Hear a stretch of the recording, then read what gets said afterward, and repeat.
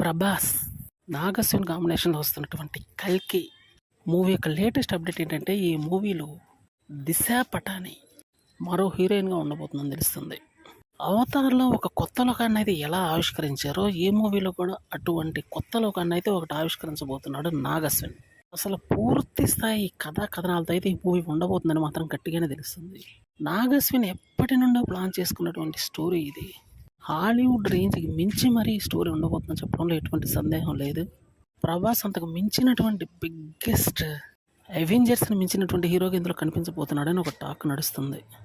వాస్తవం ఏంటంటే ఈ మూవీ యొక్క కలెక్షన్స్ కూడా అట్లీస్ట్ 1500 కోట్లు రీచ్ అయ్యే అవకాశం ఉందని ఒక ట్రేడింగ్ ఎనాలసిస్ సంస్థ అయితే ఒకటి తెలియజేసింది. ఏది ఏమైనప్పటికీ ప్రభాస్ ఈసారి మాత్రం అదరగొట్టే రేంజ్లో ఉన్నాడనే చెప్పాలి కూడా.